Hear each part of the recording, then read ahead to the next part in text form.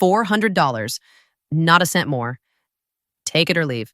That's what my CEO said to me. She didn't yell, didn't even look annoyed.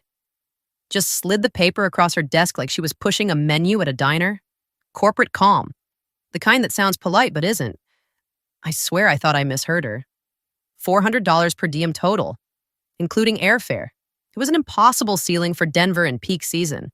It wasn't an oversight. It was a constructive discharge, a way to make the job impossible, so I'd either fail or quit. If you do not like it, you can quit. That part wasn't on the paper. She just added it, almost casually, like seasoning. Now let me back up, because that line didn't come out of nowhere. My name is Helen Mercer. I run strategic accounts at Alderon Analytics out of Seattle.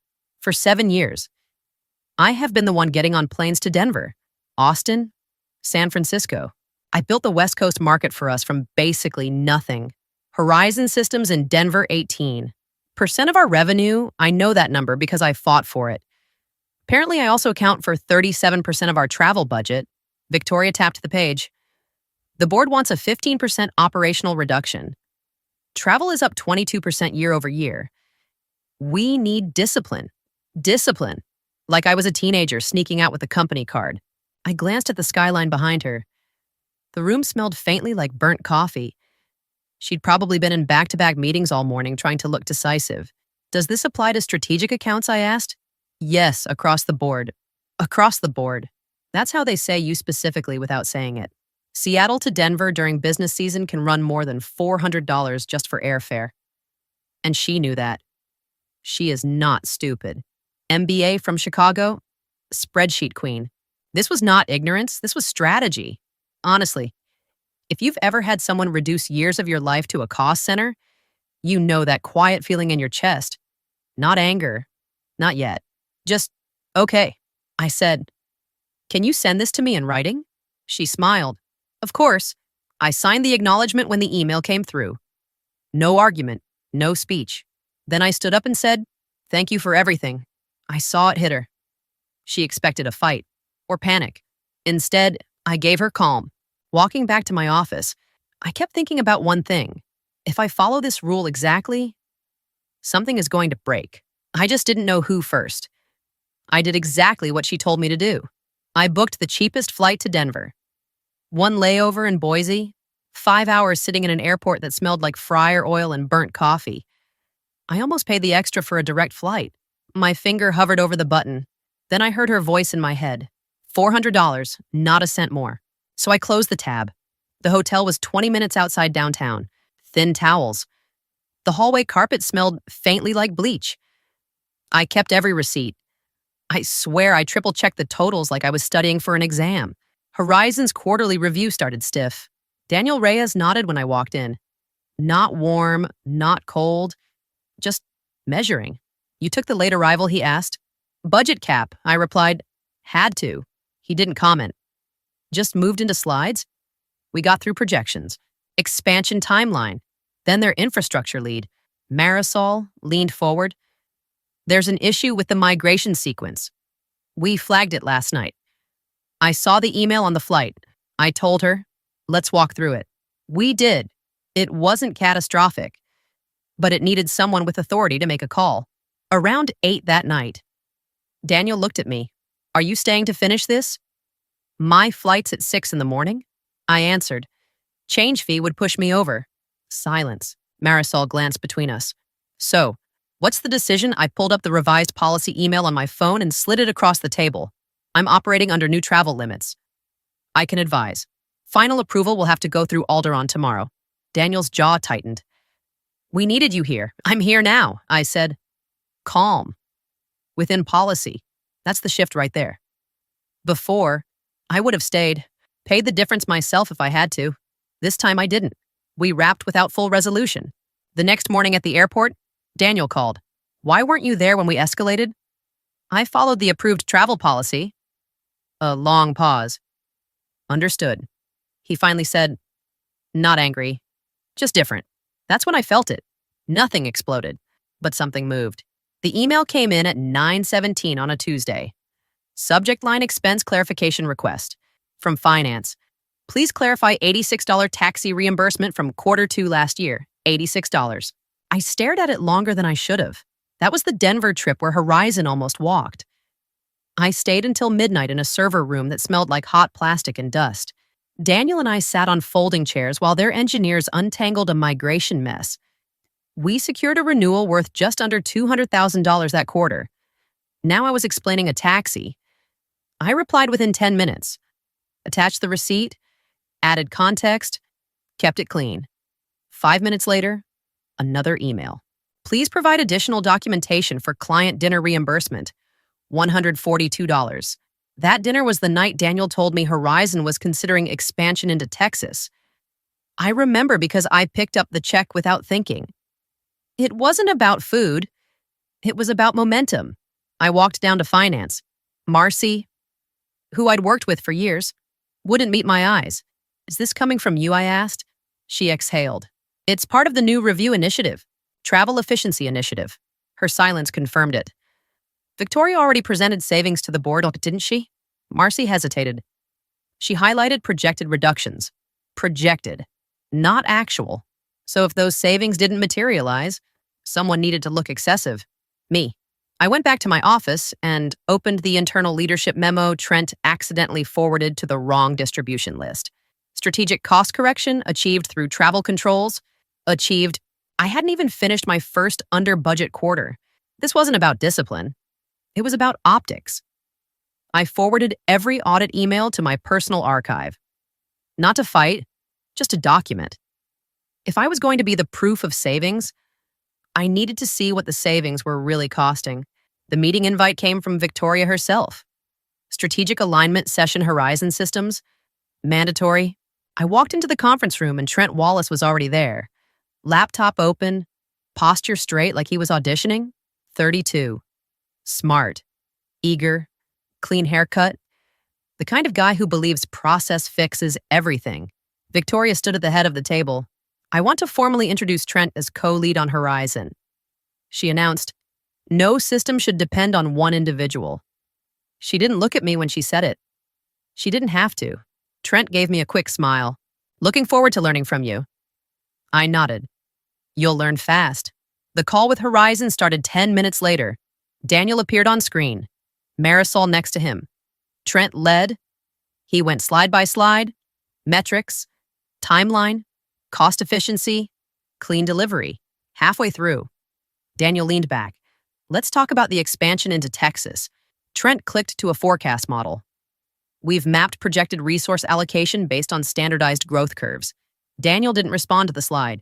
He looked at me. Do you think this team is ready for that pace? Trent jumped in. Our internal assessment indicates operational readiness. Internal assessment. That's not what Daniel was asking. I cleared my throat. Expansion depends on how stable the current migration remains over the next quarter. Daniel's eyes narrowed slightly. He caught it. So there are concerns. Variables. I replied, carefully. The call ended without commitment. 2 days later, Daniel emailed, we are postponing the 3-year renewal decision pending further evaluation. Not cancellation. Delay. Victoria stormed into my office. What happened in that meeting? We presented the plan. I told her. And they're not convinced by slides. Her jaw tightened. They need to understand this company doesn't revolve around you. I didn't argue, but I felt it. If leadership becomes interchangeable, loyalty might be too. Daniel called me on a Thursday night. No calendar invite. Just my phone lighting up while I was halfway through reheating leftovers. I'm going to ask you something direct. He started. Who has authority on our account right now? Not how are you. Not small talk. My authority has been adjusted. I answered. Adjusted how I can advise. Final approvals route through executive review. There was a pause. I could hear paper shuffling on his end. That wasn't the structure when we signed, he continued. We signed because you could make calls in real time. I understand. Do you? It wasn't hostile. It was worse. It was cautious. I'm still accountable for delivery. I told him. Within policy. So, accountability without authority. I didn't respond to that. Later that afternoon, Trent stopped by my desk. Legal from Horizon requested documentation on decision workflow. He mentioned, they're doing an internal risk review. That makes sense, I replied. He hesitated. Is this about the travel cap? It's about consistency. He looked uncomfortable. Victoria thinks we can stabilize once they see the numbers. The numbers? An hour later, I got pulled into a leadership update. Victoria stood in front of a screen showing quarterly projections. The board wants a stability forecast for strategic accounts. She announced, we need to show confidence. I spoke carefully. Restoring direct account authority would strengthen that forecast. Her eyes locked onto mine. That would undermine our cost discipline narrative before the quarter closes. So there it was. She couldn't reverse it. Not because she didn't want to, because she already told the board she had control after the meeting. She stopped me in the hallway. You're not helping. I'm operating within policy, I replied. She exhaled slowly. We need them to trust the system. I thought about that. Trust doesn't come from systems. It comes from people. But I didn't say it. I just went back to my desk and opened my email. Horizon's legal team had CC'd me on a request titled Continuity of Leadership Assurance. That word stuck with me. Assurance. The escalation email from Horizon came in at 7:43 in the morning. Subject line, immediate integration concern. 3 days before their renewal deadline. By 8:10, Victoria was standing at my desk. Conference room. Now, no greeting. Inside, Trent was already on speaker with Daniel and Marisol. Daniel's voice was tight. The integration sequence isn't aligning with the Texas expansion timeline. We need decisive guidance. Victoria jumped in. We're fully committed to stabilizing this. She looked at me. Book a flight. Today. I kept my voice steady. I will go, but I need a formal budget override in the system first. Without it, the integration delay will be documented as a policy constraint, not a performance failure. I'm not renegotiating. I'm mitigating the audit risk for both of us. The room went quiet. Victoria turned slowly. This is not the time to renegotiate policy. I'm not renegotiating, I replied. I need authorization to stay through resolution without budget restriction. Trent shifted in his chair. We can handle this remotely. Daniel cut in. Remote isn't working. Victoria's jaw tightened. We've reduced travel spend by 12% this quarter. I'm not reversing that before board reporting. So I don't have full authority, I asked. You have enough. Enough to be accountable. Her silence answered that. Daniel spoke again. Who has final decision authority on expansion timing? Victoria glanced at me. Executive review, she answered. Daniel exhaled. That delay affects our capital planning. I leaned forward. I can be on the ground this afternoon. With restored authority, Victoria shook her head. We can't undermine our cost correction initiative. Cost correction. I felt something inside me settle. Then I cannot guarantee stabilization. I said, it wasn't dramatic, just a line. Victoria stared at me like I'd betrayed her. You're choosing policy over partnership. I'm choosing clarity over ambiguity. The call ended without resolution. Back at my desk, Trent avoided eye contact. You could have just gone, he muttered. And explain the expense afterward, I replied. That's not discipline. That's defiance. He didn't argue. That night, I sat alone in my apartment. The air carried a faint salt smell from the bay when I cracked the window. My phone buzzed twice with unread emails. I didn't check them. For the first time, I wondered if she was right. Maybe I'd become expensive. Maybe I was protecting pride. Then I replayed the call. Authority without permission isn't authority. It's liability. I wasn't stepping back to prove a point. I was refusing to carry weight that wasn't mine anymore. The renewal deadline was 3 days away. I closed my laptop and let the silence stretch. Tomorrow would show whether the system could stand without me. The email came at 10:12 in the morning. Subject renewal decision update. I opened it before anyone called me into a room. Horizon Systems will postpone renewal pending leadership stability review. Not termination, not approval. Postpone. Trent walked past my desk 5 minutes later. Pale. They delayed. He murmured, I saw... Victoria called an emergency executive session with the board that afternoon. I wasn't invited. Obviously. But walls in corporate offices aren't as thick as people think. Later, she briefed leadership. They're overreacting, she insisted. This is temporary hesitation. An older board member's voice carried through the partially closed door. Why were strategic personnel shifted mid-cycle cost discipline required operational adjustments? Victoria replied, "Did we evaluate relational dependency risk?" Another voice asked. "We can't allow accounts to hinge on individual travel habits." The board's audit didn't just look at travel receipts, they looked at key person dependency. By forcing me out through petty budget constraints, Victoria had created a single point of failure for 18% of the firm's revenue. That's not discipline. That's reckless endangerment of shareholder value. I kept working at my desk, answering routine emails like nothing was cracking.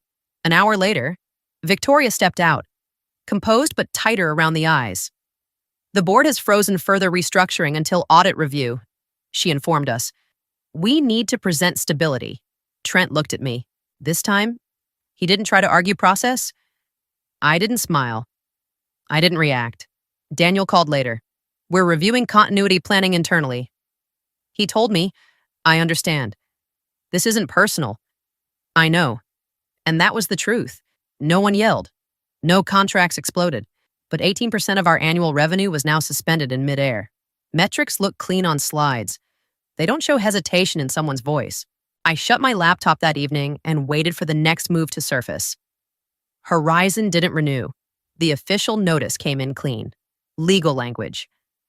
After internal review, we've decided not to proceed with the 3-year extension. Victoria forwarded it to leadership with one line. "We anticipated volatility." I didn't respond. 30 days passed. No drama, just space. Then Daniel called. "We'd like to explore something different," he began. "A retainer-based advisory arrangement. Directly with you?" I stayed quiet long enough for him to continue. "We don't need your company. We need your judgment. I'm under a non-compete," I reminded him. "Does it prevent you from accepting work?" Daniel asked. I'd already cleared this with my counsel. The non-compete covers solicitation of Alderon's active contracts. But since Horizon officially terminated their renewal, their RFP was a new market event. I've reviewed the language. I told him, "As long as the client initiates the bridge, I'm in the clear. I want this clean." He added, "So do I." I met with an employment attorney 2 days later. She read through my contract, tapping the page with her pen. "You can't approach them," she explained. "But they approached you. That's different. You'll need clear documentation of the timeline." "I've kept everything," I replied. "We structured it carefully. Fixed monthly retainer. Strategic advisory scope only. No access to Alderon proprietary systems. No overlap with active contracts." Daniel reviewed the draft. "You're charging less than I expected," he commented. "I'm charging what reflects stability." I answered. He paused. "We trust you." I signed. No applause. No fireworks. Just a clean transfer of weight. When I left the attorney's office, I noticed something small. I didn't have to calculate whether the taxi ride back would exceed a cap. I submitted my resignation on a Monday morning. 2 weeks' notice. Clean. Professional. Victoria called me in within the hour. "So this is your response?" she asked, holding the letter between 2 fingers. "It's a transition," I replied. "You're aware you're bound by non-disclosure." "I've honored every agreement." Her eyes narrowed. "Horizon's timing feels convenient. They conducted their own review," I said evenly. "I didn't initiate contact. You benefited." I complied. That irritated her more than anything. I handed over transition documents, account summaries, client timelines. No missing files. No sabotage. Trent reviewed the materials with me. "You're really leaving," he muttered. "Yes, was it worth it? I'm not sure yet." That was honest. By the end of the week, leadership received notice the board had expanded the audit to include revenue volatility tied to travel restructuring. Victoria called another executive meeting. "The board is temporarily reassigning travel budget approval to finance oversight," she announced. "This is procedural. Procedural," meaning she no longer controlled it. She wasn't fired, not publicly embarrassed, just repositioned away from strategic account authority. After the meeting, she stopped me near the elevators. "You could have stayed and fixed this." "I tried," I answered. The doors opened. I stepped inside carrying only my laptop and my old leather notebook. Control doesn't disappear in explosions. Sometimes it just gets redistributed quietly. 6 months later, I'm boarding a direct flight from Seattle to Denver. Business class, not flashy, just practical. And yes, Horizon covers the direct flight now without blinking. They don't see a cost, they see an investment. Daniel meets me at Horizon's office. Feels different this time. He says as we shake hands, "It is different." I reply, "Now I answer to the work." He nods. "We needed stability, not austerity. And you needed authority attached to accountability." We sit down with his team. Marisol runs through expansion numbers. No one asks who has permission. They ask what I think. That's the shift. Halfway through the meeting, Daniel pulls me aside. "The board asked about Alderon." I wait. Victoria's been reassigned from strategic oversight. He continues. "Audit confirmed revenue volatility tied to restructuring. Not fired. Just moved out of the driver's seat. That makes sense." I say, "She thought your travel was a burden?" "It wasn't travel." I answer, "It was proximity." Later, as I close my notebook, I realize something simple. There's a difference between cost and value. Cost is what you see on paper. Value is what keeps something standing when pressure hits. When someone strips your authority but keeps your responsibility, that's not discipline. That's control. And control eventually exposes itself. In the end, Victoria managed the spreadsheet, but I managed the social capital. If you find yourself being reduced to a line item, remember a company can buy your time, but they have to earn your relationships. Everything else is just overhead. They thought my travel was a burden. They forgot it was the bridge. They owned the name on the building. I owned the names in my notebook. And that part, no policy ever controlled.